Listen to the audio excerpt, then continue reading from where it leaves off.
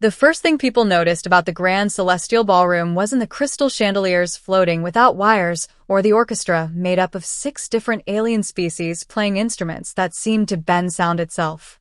It was the view. Massive windows stretched from floor to ceiling, revealing the shimmering blue rings of the planet Valora wrapping around the sky like glowing ribbons. Starships drifted gracefully through orbit, their lights sparkling like distant fireflies against the endless darkness of space. It should have been the perfect place for a rehearsal dinner. Instead, it felt more like an expensive courtroom. Emma stepped inside wearing a simple midnight blue dress that shimmered under the starlight. Compared to the elaborate jeweled robes and glowing ceremonial clothing worn by Cale's family, she looked almost ordinary. She preferred it that way. Cale reached for her hand before anyone else could. "You look beautiful." She smiled warmly. "You've said that 5 times. I've only been counting the times you rolled your eyes." She laughed, the nervousness easing from her shoulders. "I wasn't rolling my eyes. You absolutely were." "I was blinking dramatically." "Ah." He nodded with complete seriousness. Human flirting. She couldn't help laughing again. That was one thing she loved about Cale. Even after 3 years together, the tall silver-haired alien still managed to make her smile with the driest jokes imaginable. Unfortunately, his family possessed exactly none of his charm. The moment they walked toward the table, Cale's mother looked Emma up and down with the same expression someone might reserve for suspicious leftovers. "So," she said sweetly, "that's what you're wearing." Emma glanced down at her dress. "I hope so. Otherwise, I've made a terrible mistake." A couple of younger cousins snorted into their drinks before quickly pretending to cough. Cale's father stood and extended a hand. "Emma, good to see you."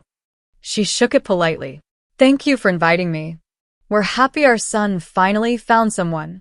He paused just long enough to make the sentence uncomfortable. "Interesting." Emma smiled. "I've been called worse." "Oh, I'm sure." Across the table, Cale's aunt leaned toward another relative. "She's surprisingly calm." "I'd be calm too if I were about to marry into this much money." Emma heard every word. She simply chose not to answer. Cale heard it too. His jaw tightened. Emma gently squeezed his hand beneath the table. "Not tonight." He understood immediately. Dinner began with exotic dishes from dozens of star systems. Tiny glowing fruits floated above crystal bowls. Steam drifted upward in colorful ribbons from bowls of aromatic soup. One fish dish literally changed color every few seconds. Emma admired everything. Cale watched her with amusement. "You've spent 3 years traveling the galaxy." "I know. And you still get excited over dinner." "I also get excited over free samples at grocery stores." "You don't have grocery stores in space." "Exactly." His quiet laugh made her grin. Across the table, Cale's younger sister folded her arms. "I still don't understand what you actually do." Emma looked up. "I'm in technology." "I know that part." "So, you work from home?" "I do." The sister frowned. "That's not a real answer." Emma shrugged. "My office has comfortable chairs." One cousin laughed. Another rolled his eyes. Cale's uncle leaned back confidently. "I've always wondered about these remote jobs." Emma nodded. "They're becoming pretty common. They seem incredibly convenient. They have advantages." He grinned. "I imagine it's exhausting deciding which pajamas to wear to work." Half the table burst into laughter. Emma looked thoughtfully at him. "Only on Mondays." More laughter followed. Unfortunately, they were laughing at her, not with her. Cale's grandmother, however, nearly choked on her drink. "I like her." The old woman wiped tears from her eyes. "She's quicker than you people." Cale smiled proudly. His mother didn't. "So tell us," she asked, carefully cutting into her meal. "Does this technology business actually make money?" Emma nodded. "It does." "Enough to contribute?" "Mother." Cale's voice carried a warning. "What?" "I'm asking." Emma answered before he could continue. "I do all right." His father laughed. "All right is usually what people say when they don't want to admit they aren't doing well." Emma took another bite of dinner. "It can mean that." "It usually does." Another cousin leaned forward. So, what exactly does your company sell? Software. Games. No. Phone apps. No. The table waited. Emma smiled politely. It's a little complicated. The uncle who had joked about pajamas smirked. Translation. He lifted his wine glass dramatically. She doesn't know. More laughter. Cale finally spoke. Actually, she. Emma touched his arm again. It's okay. He looked at her. They're being rude. I know. You don't deserve this. She smiled softly. I've survived internet customer support. He blinked. That's somehow more terrifying. It absolutely is. Even he laughed. His family, however, mistook the moment. His father whispered loudly enough for everyone to hear. Our son has always had a soft heart. His mother nodded. Especially when rescuing lost things. Emma pretended not to notice. One cousin wasn't nearly as subtle. So, when exactly did you realize Cale was rich? Silence settled over the table. Cale stared at his cousin in disbelief. Emma calmly picked up her glass of sparkling mineral water. I realized he was rich about 6 months after I realized he couldn't cook. A few guests laughed despite themselves. Cale sighed dramatically. I made breakfast. You burned cereal. I still don't know how that happened.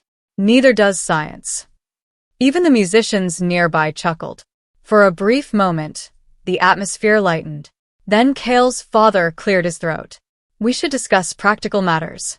His voice suddenly became formal.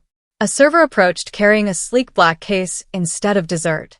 Emma assumed it contained gifts. She was wrong. The case opened with a soft mechanical hiss. Inside rested a glowing holographic contract. Every page shimmered in blue light. At the top appeared 4 enormous words. Prenuptial property agreement. Cale looked confused. Father. His mother calmly lifted the document. We've already spoken to our attorneys. Cale frowned. What attorneys? The competent ones. She turned toward Emma with a pleasant smile that somehow felt colder than space itself. We simply believe everyone should know exactly where they stand. She gently slid the holographic contract across the table until it stopped directly in front of Emma. Every conversation in the ballroom seemed to disappear. Every eye focused on the glowing agreement. Cale immediately pushed back his chair. What is this? His father answered before Emma could. A precaution. His sister folded her arms with obvious satisfaction. It protects our family. Emma lowered her eyes to the first page. She still hadn't said a single angry word. She simply studied the document. Cale reached for it. I'm not signing any. His mother interrupted him. You don't have to. Then she looked directly into Emma's eyes, smiling as though she were offering the greatest compliment imaginable. Sign it, gold digger. For several long seconds, no one spoke. The glowing prenup rested in front of Emma, casting a soft blue light across the polished table. She calmly scrolled through the first page while the family watched with barely concealed satisfaction. They expected tears, outrage, maybe even an emotional speech. Instead, they got silence. Cale finally broke it. I'm not comfortable with this. His mother folded her hands neatly. You don't have to be. Marriage is a legal contract as much as it is a romantic one. It isn't the contract that bothers me. Cale looked directly at her. It's the accusation. No one's accusing anyone. His uncle laughed into his drink. We're simply making sure true love survives paperwork. Emma looked up with a pleasant smile. That seems reasonable. The entire table blinked. His father looked genuinely surprised. You agree? I believe people should protect what they've built. His mother's confident smile grew wider. I'm glad you're being practical. Emma nodded. I've always believed in protecting personal assets. Cale frowned. Emma? She gently touched his hand. It's all right. She continued reading each page with remarkable patience, occasionally zooming in on the fine print. The family interpreted her careful attention as someone desperately calculating how much money she might lose. Only Cale knew better. Whenever Emma became unusually quiet, it meant her brain was working faster than everyone else's. He had seen that look before. Usually right before she solved a problem no one else thought could be solved. A server quietly refilled everyone's glasses while another placed dessert menus on the table. No one touched them. Emma reached the final page. "So," she asked politely, "your attorneys prepared this?" His father nodded proudly. "The finest corporate lawyers in the sector." "It certainly looks thorough." His mother couldn't hide the satisfaction in her voice. "They billed us enough." Emma smiled. "I believe it." She placed the stylus beside the document instead of signing immediately. "I do have one question." The family exchanged confident looks. His father leaned back. "Go ahead. If Cale and I ever divorce, we won't." Cale interrupted immediately. Emma smiled warmly. "I know." She squeezed his fingers before continuing. "But, hypothetically." His father gestured for her to continue. "The agreement protects your family's wealth." "Correct." "It protects inherited assets." "Correct." "It protects business ownership." "Yes." Emma nodded thoughtfully. "I was simply wondering where the section is that protects mine." Silence. His mother gave a short laugh. "I'm sorry? My assets." Another silence followed. Then several cousins burst into laughter. One actually wiped tears from his eyes. "Oh, that's adorable." His sister smirked. "That's confidence." "No," Emma replied calmly. "That's accounting." The uncle shook his head. "My dear." He smiled the way adults smile at children explaining imaginary dragons. "I don't think you understand how prenups work." Emma answered without the slightest irritation. "I understand them very well." His father chuckled. "Trust me. I usually avoid doing that in legal matters." Cale covered his mouth to hide a grin. He had warned them, repeatedly. They simply never listened. His grandmother quietly watched Emma over the rim of her teacup. Unlike everyone else, the elderly woman wasn't laughing. She looked curious. Very curious. Emma leaned back comfortably. "I actually appreciate the gesture." His mother looked pleased. "I'm glad. It tells me your family values preparation." "We do." "I admire that." His father smiled. "You see?" He looked around the table. "She's being reasonable." Emma nodded. "I try to be." Her wrist communicator vibrated softly. She glanced down. A notification appeared. "Board meeting complete." She dismissed it without reading further. Another vibration followed almost instantly. "Final approval pending CEO confirmation." She ignored that one too. Cale noticed. "Everything okay?" "Just work." His sister laughed. "Working from home never stops, does it?" Emma smiled. "Apparently not." "So important." The sarcasm dripped from every word. What emergency could possibly happen at bedtime? Emma considered answering honestly. Instead, she simply said, "Sometimes businesses move quickly." The uncle raised an eyebrow. "What kind of business?" "The growing kind." His cousin snorted. "I bet she's answering customer emails." Emma looked at him. "I answered one earlier." "What was it?" She thought for a moment. Someone wanted permission to spend several billion credits. The entire table exploded with laughter. Even nearby guests turned to see what was so funny. His father wiped his eyes. "Several billion." Emma nodded. "Approximately." "You have quite an imagination." "I've been told that." Cale smiled to himself. He knew she wasn't joking. 3 years together had taught him that Emma had an unusual habit of saying unbelievable things with complete sincerity, usually because they were true. He remembered the first time he'd visited her apartment on Earth. Tiny place. Second-hand furniture. Plants everywhere. He had assumed she lived modestly because she couldn't afford more. Later he discovered she'd paid off the entire apartment building years earlier. She simply liked the neighborhood. Money had never impressed her. People did. That was why he loved her. Not because she was brilliant. Not because she somehow remained calm in impossible situations. But because she treated janitors, CEOs, delivery drivers, and planetary ambassadors exactly the same way. Kindly. Another discreet notification appeared on Emma's communicator. Shareholders unanimously approved acquisition. She pressed one small confirmation icon beneath the table. Done. Less than 2 seconds. No dramatic announcement. No celebration. Just one quiet tap.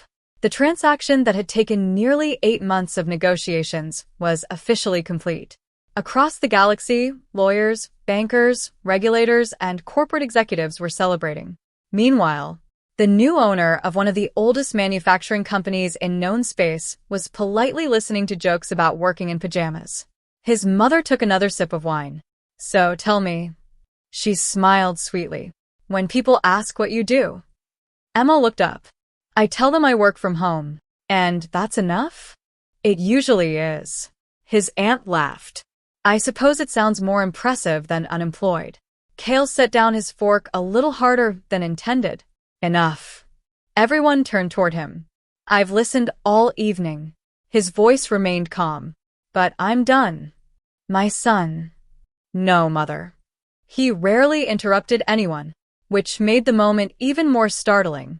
You've mocked the woman I love since she walked into this room. We're protecting you. From what? His father answered confidently. Making the biggest financial mistake of your life. Cale smiled. I already made that mistake. The room went quiet. His father frowned. What? I invested in your shipping company 3 years ago. Even Emma laughed. I told you not to. It looked promising. It really didn't. His grandmother burst into delighted laughter. I've been saying that for 10 years. Even several cousins couldn't hold back smiles. His father looked offended. Before he could respond, every communicator at the table vibrated simultaneously. Once. Then again. Then a third time. One by one, every guest instinctively reached for their device. No one yet realized that the evening was about to change forever. Every communicator on the table chimed in perfect synchronization. The sound echoed across the ballroom like a tiny digital choir. One cousin frowned. That's weird. Another looked at his screen and casually muttered, probably another stock update. Then his expression froze. Across the table, Cale's father reached for his communicator with the confidence of a man expecting another routine business notification. His smile disappeared almost instantly. His mother noticed. What is it? He didn't answer. He simply stared. The color slowly drained from his face. His sister unlocked her own device. Oh, that's funny. She laughed nervously. Someone's spreading fake news. What fake news? Cale asked. She turned her screen toward him. At the top of every display was the same official announcement. Galactic Business Exchange. Meridian Quantum Technologies has successfully completed the acquisition of Verex Stellar Manufacturing. Effective immediately, all executive authority transfers to the new ownership group. Below the announcement sat the unmistakable corporate seal recognized across half the galaxy. Nobody laughed anymore. Cale slowly looked at his father. Dad. His father shook his head. No. He refreshed the page. Same announcement. He refreshed again. Still there. His wrist communicator began ringing. Then another call. Then another. He ignored them all. His uncle checked his own device. The stock market confirmed it. His aunt whispered, That's impossible. The youngest cousin nervously laughed. This has to be a prank. Emma quietly took a sip of sparkling water. Cale looked at her. You knew. She smiled softly. I had a feeling everyone would receive the notification around the same time. His eyes widened. You knew. I approved the final paperwork about 5 minutes ago. Silence. Absolute silence. Even the musicians had stopped playing. One waiter accidentally dropped an entire tray of glowing desserts. Nobody noticed. Cale's father slowly turned toward Emma. His voice came out barely above a whisper. Meridian Quantum. Yes. Is your company? It is. His uncle burst out laughing. Not because something was funny, because his brain refused to accept reality. No. Emma nodded politely. Yes. You work from home. I do. You told us you worked in technology. I do. You never said you own Meridian Quantum. You never asked. Cale covered his face with both hands. Then he started laughing. Not a polite laugh. A full, uncontrollable laugh. His mother stared at him. What is wrong with you? He wiped tears from his eyes. I've been trying to tell all of you for 3 years that you kept underestimating her. He laughed again. You thought she was answering customer emails. Emma nodded. I answered one. His uncle blinked. The one about several billion credits. That was the acquisition request. Nobody moved. Nobody even breathed. The grandmother suddenly slapped the table. I knew it. Everyone turned toward her. She pointed proudly at Emma. I told all of you she was smarter than the lot of you. His father still looked shell-shocked. My company. Emma gently corrected him. Our company. He stared. Our. I don't believe in destroying good businesses. She folded her hands calmly. Your factories employ over 40,000 workers across 7 planets. He nodded automatically. They deserve stability. His communicator rang again. This time he answered. What? A frantic executive's voice shouted loud enough that everyone nearby could hear. Sir, the acquisition is legitimate. The board approved everything. Every shareholder signed. The regulators approved it 2 hours ago. I never approved this. You didn't own enough shares to stop it. The call disconnected. His father slowly lowered the communicator. Emma smiled sympathetically. I was actually hoping we'd discuss it after dessert. One cousin looked horrified. You bought the company. She nodded. During the rehearsal dinner, I signed the final authorization between courses. The uncle who had joked about pajamas looked ready to faint.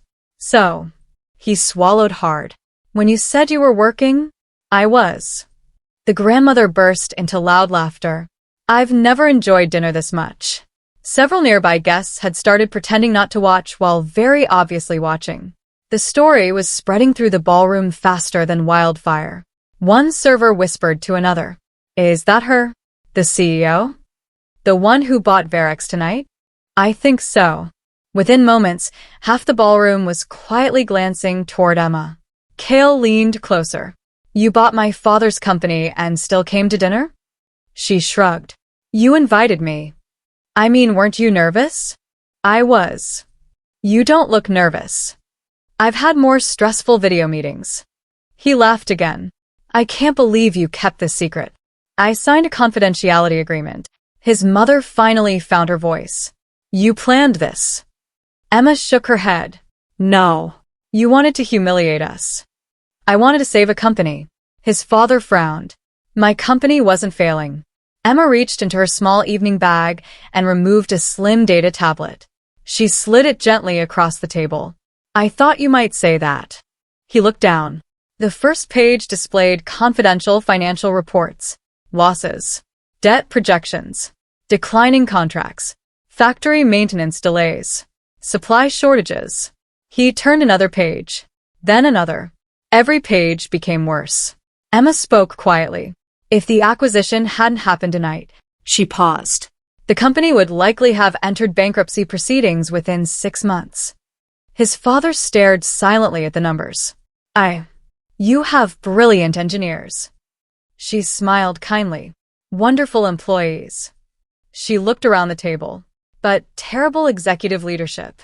Nobody argued, because nobody could. His sister awkwardly pushed the dessert tray toward Emma. Would you like the chocolate nebula cake? Emma looked at her. The same cake. She nodded quickly. Please. Emma smiled.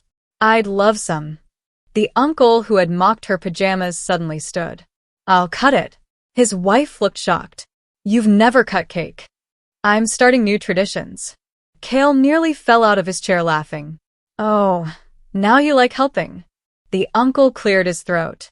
She's important. Emma smiled. I was important before the acquisition. Nobody knew where to look. The glowing prenup still rested untouched in front of Emma. She picked it up, closed the holographic file, and gently slid it back across the table toward Kale's parents. I believe this belongs to you. His mother stared at it without speaking. Emma stood, smiled warmly at everyone around the table, and said the words that would become family legend for decades. I really do work from home. She paused just long enough for everyone to look at her. Sometimes, I just happen to buy companies from there. For the second time that evening, the ballroom fell completely silent. Then Kale laughed so hard that half the guests joined him, while the other half wondered how they had managed to mistake the wealthiest person in the room for a gold digger. The silence that followed somehow became even more uncomfortable than the laughter that had filled the ballroom only minutes earlier. Kale looked around the table, then at Emma, and finally burst into another fit of laughter. "I am so sorry," he managed between breaths. She raised an eyebrow. "For what?" "For spending 3 years trying to convince my family you're amazing." He shook his head. "I could have just handed them your annual report." Even Emma laughed. His grandmother slapped the table again. "That's the funniest thing you've ever said." The old woman looked toward Emma with obvious admiration. "My dear, if I weren't already 93, I'd ask if you had a brother." Emma smiled. "I have two." "Too late." The grandmother sighed dramatically. "I've wasted my youth." Even Kale's cousins laughed. The tension finally began to crack. Kale's father remained seated, quietly reading the financial reports Emma had given him. Every few moments he removed his glasses, rubbed his forehead, and put them back on, hoping the numbers would somehow change. They never did. Finally, he looked up. "You weren't lying." Emma gently shook her head. "I rarely do." The company really was heading toward bankruptcy. It still has incredible potential. He looked genuinely confused. "If that's true," he hesitated. "Why buy it?" Everyone waited for her answer. She looked through the ballroom windows toward the thousands of lights shining across the planet below. "When I visited your factories 6 months ago, no one recognized me." His father frowned. "You visited?" "I toured 3 facilities." "Wearing?" "A maintenance uniform." His sister nearly dropped her fork. "You disguised yourself?" Emma smiled. "It kept people honest." She continued. "I spoke with engineers, technicians, janitors, cafeteria workers, interns." She paused. "They all loved the company." His father slowly nodded. "They've always been loyal." "They weren't loyal to management." She looked directly at him. "They were loyal to each other." No one interrupted. They deserved better leadership. His father lowered his eyes. For the first time that evening, he didn't have an argument. "I failed them." Emma answered kindly. "You stopped listening." There was a difference. The older man sat quietly for several moments before standing. Everyone expected another argument. Instead, he walked around the table until he stood beside Emma. Then, to everyone's complete shock, he bowed his head. "I owe you an apology." The room became silent again. "I judged you before I knew you." He looked embarrassed. "I called you a gold digger." "I remember." "I assumed you wanted our money." Emma smiled. "I didn't. You already had more." "A little." Kale laughed. "A little?" He looked around the table. "She's trying to be modest." His grandmother snorted. "She's failing." Everyone chuckled. Even his father managed a weak smile. "I don't expect forgiveness." Emma stood and offered her hand. "Then it's fortunate forgiveness isn't something you earn." He looked surprised. "It's something people choose to give." After a brief hesitation, he shook her hand. "Thank you." His mother remained unusually quiet. She stared at the unopened prenup resting on the table. Slowly, she picked it up. "I suppose." She sighed. "This is no longer necessary." Emma smiled. "It never really was." The older woman looked genuinely ashamed. "I spent months convincing myself you weren't good enough for my son." Emma answered softly. "And now?" His mother looked toward Kale, then back to Emma. "I think I was worried he'd lose everything." Kale wrapped an arm around Emma's shoulders. "I'd rather lose everything with her than have everything without her." Emma looked up at him. That was unexpectedly romantic. "I've been practicing." 7 out of 10. "Only 7? You almost sounded rehearsed." He grinned. "I was." She laughed and kissed him on the cheek. The ballroom erupted into cheerful applause from nearby guests who had been secretly following the entire drama. Someone at another table even shouted, "Marry her already." The musicians, sensing the mood had changed, began playing again. A gentle melody floated through the room. Kale suddenly reached into his jacket. "Oh." Emma looked confused. "What?" "I completely forgot." He pulled out a small velvet box. His sister gasped. You're proposing again? He shrugged. The first proposal was on Earth. He smiled at Emma. This one deserves witnesses. He opened the box. Inside rested two beautifully crafted rings forged from silver alien crystal intertwined with polished earth gold. My family may have made tonight unforgettable for all the wrong reasons. He took one ring. I'd like to make the ending unforgettable for the right ones. Emma's eyes softened. Cale, I don't care if you own one company. He smiled. Or 1,000. I don't care if we live in a palace. Or another tiny apartment filled with plants. His grandmother laughed. So many plants. Emma nodded proudly. They're excellent listeners. Cale continued. I fell in love with the woman who laughed when I burned cereal. You incinerated cereal. It was one accident. You set the smoke alarms off on 3 floors. They were enthusiastic alarms. Everyone laughed again. He slipped the ring onto her finger. I love you because you never made me feel smaller. He looked into her eyes. You always made me want to become better. Emma blinked away happy tears. You enormous alien idiot. I've been called worse. She smiled. So have I. She kissed him. The ballroom erupted into applause loud enough to echo through the crystal ceiling. His grandmother stood, picked up the holographic prenup, and held it over the decorative ceremonial flame burning in the center of the room. One final family tradition. She smiled mischievously. We recycle bad ideas. She dropped the document into the flame. The digital contract instantly dissolved into harmless sparks that floated upward like tiny stars. Cheers erupted across the ballroom. The following morning, beneath the twin golden suns of Valora, humans and aliens gathered together for a wedding unlike any either civilization had seen. Earth traditions blended with ancient celestial customs, and guests from dozens of worlds celebrated side by side. Engineers danced with diplomats, factory workers laughed with executives, and every employee of Varex received a surprise message announcing higher wages, expanded health benefits, and new investments in research and workplace safety. As the celebration continued, the uncle who had joked about pajamas cautiously approached Emma while holding a slice of wedding cake. So, he scratched the back of his neck. I've been wondering. Emma smiled knowingly. Yes. What exactly do you do all day, working from home? She accepted the cake, thanked him politely, and glanced toward Cale, who already knew what answer was coming. She grinned. Oh, nothing too exciting. The uncle leaned in. I attend meetings. She took a bite of cake. Water my plants. Another bite. Try not to let my fiancé cook breakfast. Cale sighed dramatically. One time. And every now and then. She smiled at the entire family. I accidentally, by someone's company. The wedding guests exploded with laughter. Even Cale's parents laughed the hardest. From that day forward, no one in the family ever called her a gold digger again. Instead, whenever someone underestimated a quiet human or joked about working from home, the grandmother would simply smile, raise her glass, and say, Careful.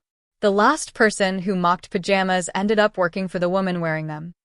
Across the galaxy, the story became a favorite reminder that humanity's greatest strength wasn't wealth or technology. It was the ability to remain kind when underestimated, confident without arrogance, and wise enough to let actions speak louder than pride ever could.